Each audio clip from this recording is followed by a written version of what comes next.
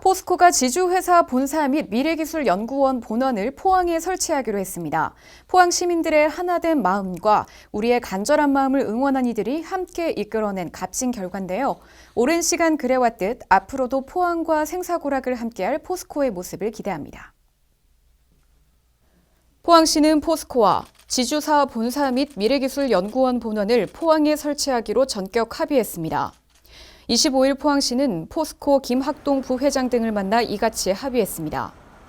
포스코는 이사회 및 주주 설득과 의견 수렴을 통해 지주회사의 소재지를 2023년 3월까지 포항으로 이전하기로 했고, 미래기술연구원은 포항에 본원을 설치하는 등 포항 중심의 운영 체계를 구축하기로 했습니다. 또 포항시와 포스코 홀딩스가 TF를 구성해 지역 상생 협력 및 투자 사업에 대해 상호 협의할 계획입니다. 28일 포항시와 포항시의회, 지역구 국회의원, 경상북도의회는 합동 기자회견을 열고 포스코 지주사 포항 이전 관련 대시민 담화문을 발표했습니다. 포항시는 이번 포스코의 결정을 환영하며 그동안 힘을 모아준 포항 시민들과 지역 정치권 및 도내 시군 등 모두에게 깊은 감사의 뜻을 전했습니다.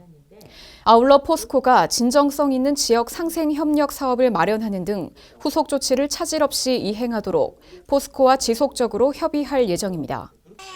한편 지역사회는 포스코 지주사 서울 설치 및 미래기술연구원 수도권 설치에 대해 강력한 반대 입장을 꾸준히 표명해 왔습니다. 경제, 사회 단체장들과 종교단체, 자생단체 등이 포스코가 지역사회와 상생 협력하기를 촉구했으며, 지난 24일에는 한국수산업경영인 포항시 연합회 어업인들이 해상 항의에 나서 각 어선별로 현수막을 게시하고 항의 구호를 제창하는 퍼레이드를 펼친 바 있습니다. 포항시는 산업구조 다변화를 통한 일자리 창출과 미래 먹거리 선점을 위해 꾸준히 공을 들이고 있습니다. 지난 22일에는 주요 산업단지 입주기업과 투자 양해각서를 체결했는데요. 포항 미래 성장의 든든한 동반자가 될 전망입니다. 포항시는 22일 주요 산업단지 내 공장 건립 투자를 추진하고 있는 기업 3개사와 투자 양해각서를 체결했습니다. 투자 양해각서를 체결한 기업 중 BS테크와 리스트벤처는 포항 블루벨리 국가산업단지와 포항 융합기술산업지구에 각각 입주해 신규 투자를 진행하고, 코스틸은 현재 입주하고 있는 철강 2산업단지에서 증액 투자를 합니다. 각 기업은 포항이 집중 육성하고 있는 미래 신산업인 첨단 신소재와 2차 전지, 금속 제조 분야에 투자하며 2025년까지 약 719억 원을 투자할 예정입니다. 시는 지속가능한 포항의 발전을 위해 신성장 산업 육성 및 생태계 조성에 행정력을 집중해 왔습니다. 포항시는 이와 함께 앞으로 타 지역 기업 유치는 물론 지역의 우수한 벤처기업을 육성하고 지역 중소 중견기업의 증설 투자를 촉진하는 투자 유치 전략을 추진해 미래 먹거리 선점에 더욱 매진할 방침입니다. 포항초라고 불리는 포항 시금치를 전국 편의점에서 만날 수 있게 됐습니다. 우리 지역의 우수한 농산물을 활용한 간편식이 출시돼 지역 농가의 판로 개척에 큰 도움이 될 전망입니다.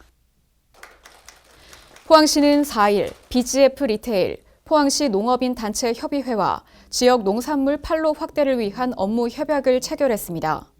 이번 업무 협약으로 전국 CU 매장에서 포항 시금치 유부초밥을 구매할 수 있으며, 현재까지 제품 생산에 약 6톤의 포항 시금치가 공급됐습니다. 포항시는 이번 간편식 상품 패키지 내에 농특산물 및 지역축제 홍보물을 넣어 도시 브랜드 상승을 꾀하고, 지역 농가는 우수한 농산물을 활용한 새로운 제품 개발로 판로를 넓히며 농가 소득 증대를 기대하고 있습니다. 시는 이번 협약을 바탕으로 포항의 농특산물을 활용한 다양한 제품을 꾸준히 개발할 계획이며 여러 유통 채널 확보에도 매진할 방침입니다. 간추린 소식입니다. 포항시는 2월 23일 창포종합사회복지관 분관 준공식을 열었습니다. 기존 창포종합사회복지관은 노후한 시설과 협소한 공간으로 인해 이용에 불편이 있었으며, 특히 2017년 지진으로 인한 건물 균열 등 안전사고 위험도 높았습니다. 이에 시는 24억여 원을 들여 지상 4층 규모의 분관을 건립했습니다. 이곳은 경로식당과 강당, 프로그램실 등으로 이뤄졌으며 장애물 없는 생활환경 인증시설로 설계됐습니다. 포항시는 지난 25일 제4기 소셜플레이어 발대식을 개최했습니다. 제4기 소셜플레이어는 블로그와 페이스북, 인스타그램, 유튜브 4개 분야로 나눠 활동하며 SNS를 통해 포항의 소식과 다채로운 매력을 생생하게 전달합니다. 특히 사진과 영상, 카드 뉴스 등 각 분야별 특성에 맞는 콘텐츠로 포항을 알리는 홍보 리더 역할을 톡톡히 할 예정입니다. 포항시는 3월 1일 송라면 대전리 3일 만세촌에서 제103주년 3.1절 기념식을 개최했습니다. 기념식은 송라면 대전리의 3.1 의거 기념관에서 대전 14인 의사의 넋을 기리고 추모하는 헌화와 타종으로 시작됐으며 독립선언서 낭독, 대전리 3.1 운동사 경과보고, 기념사, 3.1절 노래 제창 등이 진행됐습니다. 지난 4일 포항시는 2022년 귀농귀촌 동네 작가 위촉식을 가졌습니다.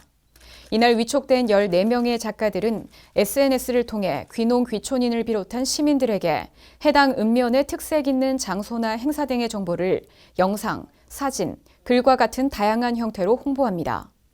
포항시는 이를 통해 각 읍면의 시정 홍보에 집중하고 귀농귀촌을 활성화한다는 계획입니다. 네, 포항시는 교육 공공성 실현과 학부모들의 교육비 부담 경감을 위해 3월 7일부터 중고등학교 신입생 교복 구입비 지원 신청을 받고 있습니다. 포항시에 주민등록 주소를 둔 학생 중 교복을 입는 교육기관의 신입생이 지원 대상인데요. 지역 내 학교 학생은 해당 학교를 통해 신청을 하시면 되고요.